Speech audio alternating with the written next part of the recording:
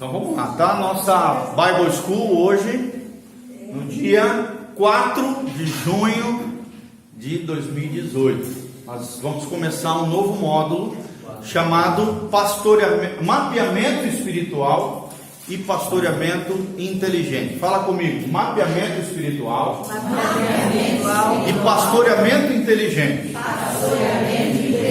E o texto-chave que nós vamos usar hoje é Êxodo 20, a partir do versículo 5, tá? Só para contextualizar aqui, são os 10 mandamentos. Aqui Deus está falando acerca da idolatria. E vamos entrar no versículo 5. A Bíblia diz assim: não te encurvarás a elas, ou seja, as imagens de esculturas, nem as servirás, porque eu, o Senhor teu Deus, sou Deus zeloso, em outras palavras, ciumento, que visito a iniquidade ou o pecado dos pais dos filhos até a terceira e quarta geração daqueles que me odeiam ou aborrecem ou fazem coisas que me aborrecem. Tá bom? Então é interessante isso. Aí entra o 6: mas faço misericórdia a milhares dos que me amam e aos que guardam os meus mandamentos. Glória a Deus. Então a Bíblia aqui está falando do princípio de maldição. Talvez a gente entre nessa área ainda hoje, tá bom? Sobre o que é maldição, o que é a bênção. Nós vemos claramente aqui que a maldição, ela tem poder, influência, consequência até a quarta geração. Ou seja, a partir de mim, se eu desobedecer, viver uma vida virando as costas para Deus, contrária a Deus, pintando e bordando, pecando, fazendo um monte de coisa errada, o que vai acontecer? Não somente eu vou ser afetado, mas as minhas gerações serão afetadas. Como também para trás tem influência. Meus pais, meus avós e bisavós. Eu seria, no caso, a quarta geração. Tá bom? 3 para cima, eu sou a quarta para baixo. Então, se nós quebrarmos a lei de Deus, nós temos que entender que toda quebra de lei de Deus atrai uma maldição. O que é a maldição, gente? É o mal em ação.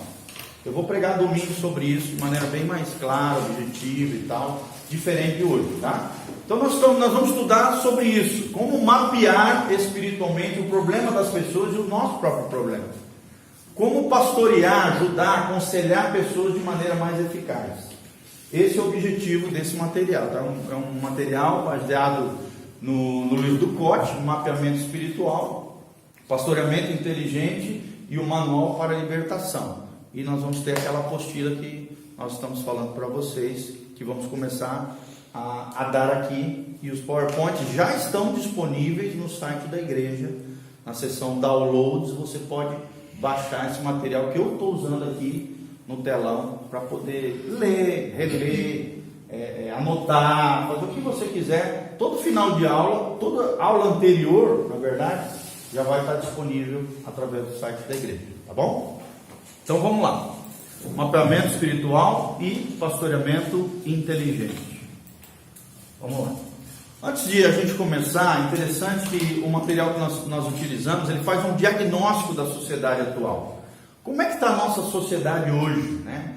E quais são as consequências dos males que nós podemos observar dentro da sociedade atual? É bem interessante, ele faz um raio-x, né? Ele faz um diagnóstico da nossa sociedade, como é que a nossa sociedade hoje está vivendo. Então nós observamos o primeiro ponto aqui: uma nova tolerância baseada na inversão e na aversão de valores bíblicos. Vocês veem isso, gente? Sim ou não? Uma inversão de valores?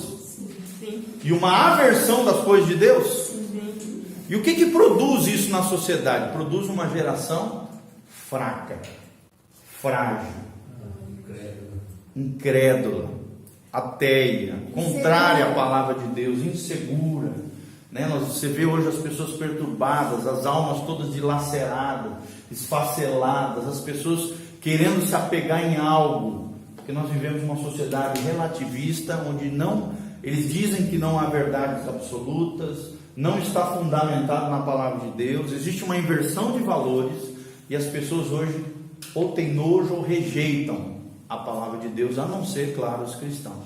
E até no ambiente cristão, tem cristão que, infelizmente, na sua prática, tem uma aversão aos princípios da palavra de Deus. Só tem aparência de piedade. Sim ou não, gente? Sim. Será que você conhece algum crente assim? Sim. Ai, pastor, demais da conta. Tá? Então, e por causa disso vem o segundo ponto. Por causa disso vem uma permissividade moral. Ou seja, uma cultura globalizada anticristã. Você observa isso? Uma cultura globalizada anticristã e uma permissividade, na verdade não é moral, é imoral, na verdade, tá? Famílias destroçadas, igrejas frágeis, sim ou não? Sim. Esse é um diagnóstico da nossa sociedade hoje.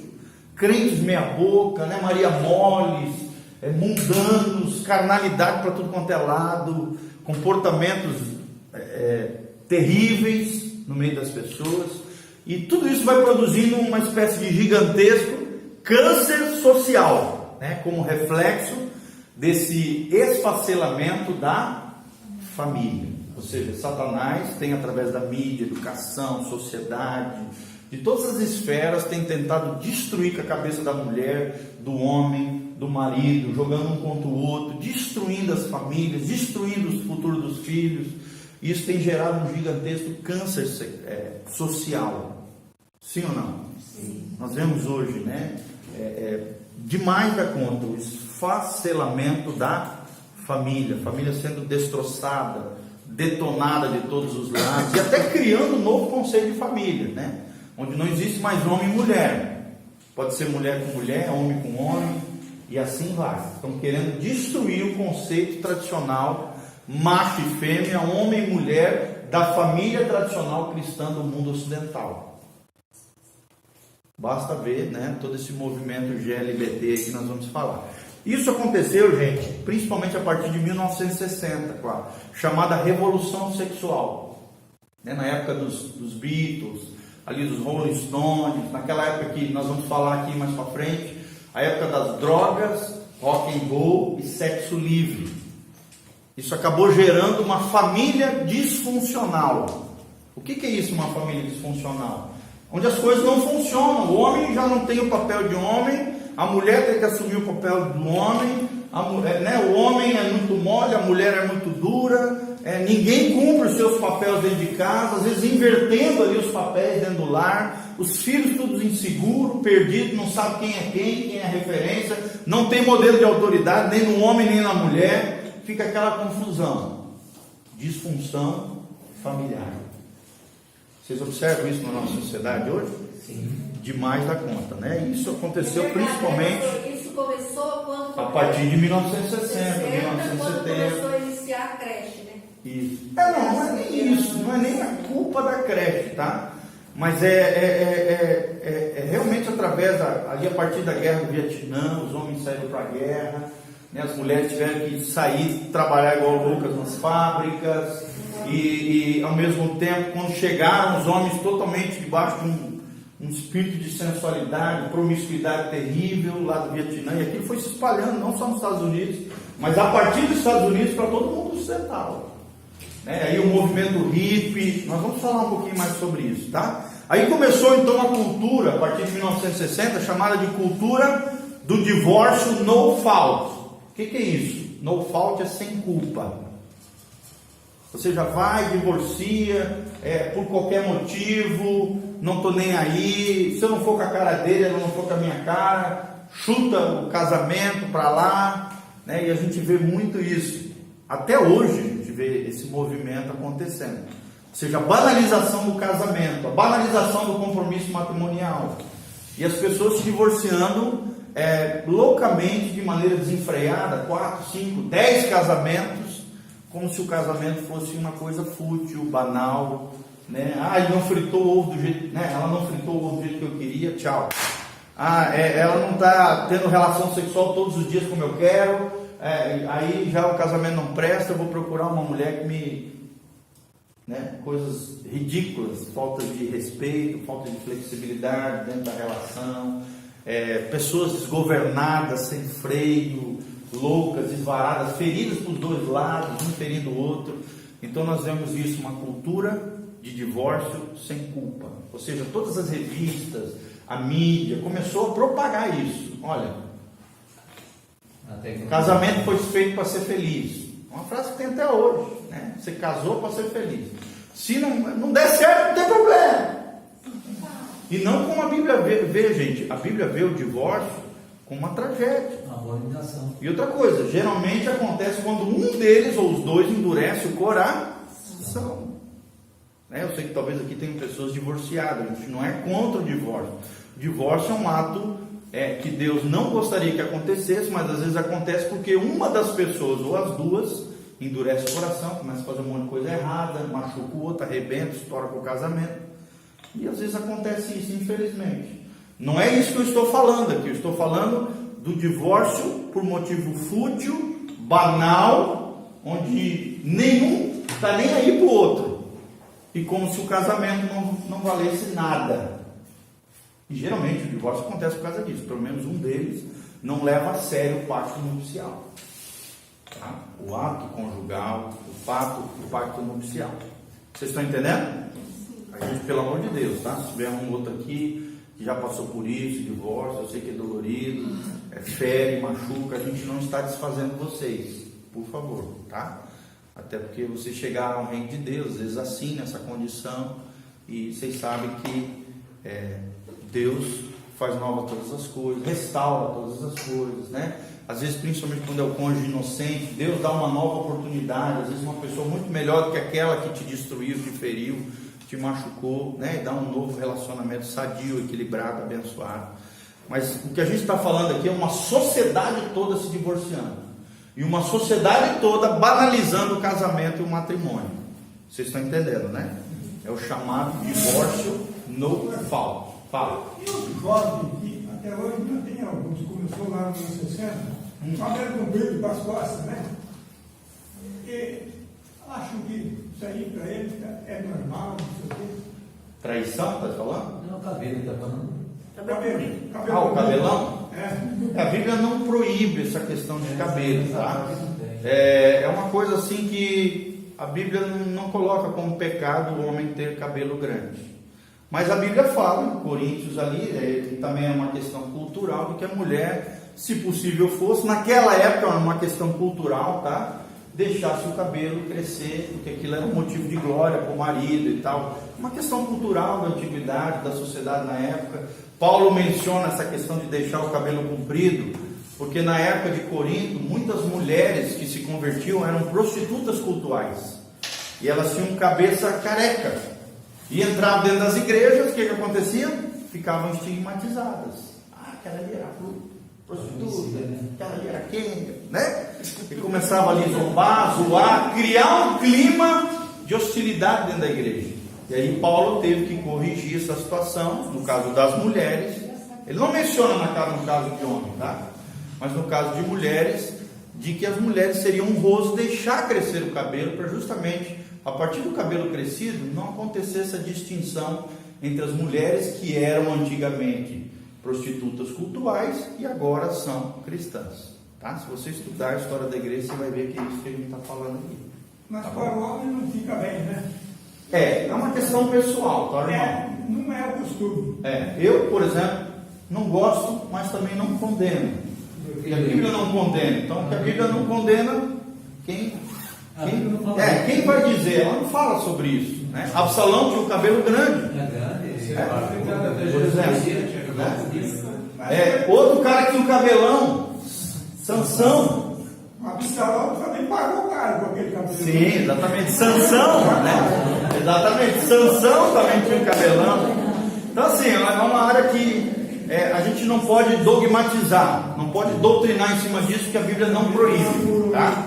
Aí vai mais por uma questão pessoal. Tá joia, gente? Tá bom? Onde a Bíblia se cala, nós também temos que nos calar. A gente pode ter nossa opinião pessoal, né? Mas nossa opinião pessoal a gente guarda para nós nesse sentido. Cada um pode ter e pensar do jeito que quiser nesse sentido. Só que a gente não pode impor isso sobre outros. Se a Bíblia se cala, a gente tem que se calar nesse sentido. Tá bom? Tá joia? Tem que ter esse cuidado, porque Deus está mandando muitos cabeludos para a igreja. Precisa amá-los, cuidá-los, honrá-los. Ter essa paciência, essa misericórdia, esse amor, tá? Olha lá, cultura do não casamento. Como existe esse divórcio no fault, começou uma cultura do não casamento, que tem até hoje. Negócio de amigar, de ficar junto agora. De não casar. Esses dias eu vi num jornal um cara que estava 36 anos amigado com uma mulher. E aí lá na Universal fizeram um casamento coletivo. Finalmente, depois de 36 anos, o cara casou. Amigado 36 anos com a mulher. Então, é uma cultura do não casamento, gente. Isso é errado do ponto de vista de Deus. Porque para se ter intimidade com alguém, relação sexual saudável, abençoada, protegida, santa diante de Deus, é necessário o casamento, o pacto nupcial. Toda relação fora do pacto nupcial é pecado. No caso de solteiros, se chama fornicação. No caso de pelo menos uma pessoa casada ou duas casadas, se chama adultério. E no caso de pessoas do mesmo sexo, se chama homossexualismo ou sodomia. Ok? Então, vocês veem isso na sociedade? A cultura do não casamento? Sexo livres, drogas, rock and roll, né?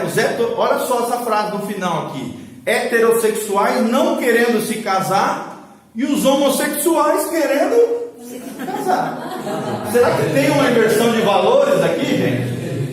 E uma aversão dos princípios bíblicos de Deus? É interessante essa frase: heterossexuais não querendo se casar. Quer dizer, aqueles que podem, do ponto de vista da Bíblia, se casar, não querem se casar, não querem ter compromisso, né? E aqueles que não podem, do ponto de vista, se casar, que são os homossexuais, para nós, né, cristãos, dentro da perspectiva cristã, da cosmovisão cristã, bíblica, nós entendemos que isso é pecado, é errado. Devem ser amados, acolhidos pela igreja, sim. Recebidos em amor, sim. Mas do ponto de vista da Bíblia, é um comportamento errado, é pecado. Tá bom? Agora, pastor, o negócio que não abre o casamento também, o divórcio. O divórcio que envolve adultério do casamento, não abre o casamento de nenhum dos dois. Isso aí eu não quero entrar nesses detalhes, tá? Isso aí é uma palavra de 1 hora aí para a gente conversar sobre esse assunto, tá? Tem uma palavra do pastor Volteni sobre o divórcio e o novo casamento. Isso aí tem um monte de detalhes, então é importante, cada caso é um caso, existe uma regra geral do ponto de vista da Bíblia, existem várias situações, então eu gostaria de indicar para vocês, quem quer se interessar nesse caso sobre divórcio e novo casamento, peçam aqui pro Lecão, tem DVD e tem em CD de áudio. Uma palavra do pastor Volteni extraordinária sobre divórcio e novo casamento. Inclusive tem na internet. No nosso canal tem lá. E é bem assistido, tá? Eu estou no segundo casamento, há 20 anos, eu já estudei um monte sobre isso. Sim, exatamente. É um exemplo, ó. O casamento que não deu certo, depois, né? Casou de novo, Deus deu uma nova chance. Tem vários casos na igreja assim, tá? Mas assim, a gente tem que entender, amados, que esse não é o projeto ideal de Deus. Vocês sabem que o ideal de Deus é o quê? É que o casamento seja indissolúvel. Só que infelizmente, pela dureza de um ou dois, o casamento se dissolve por causa da dureza do coração, tá? Mas esse não é o projeto original de Deus. Foi isso que Jesus falou. Obrigado por lembrar, irmã.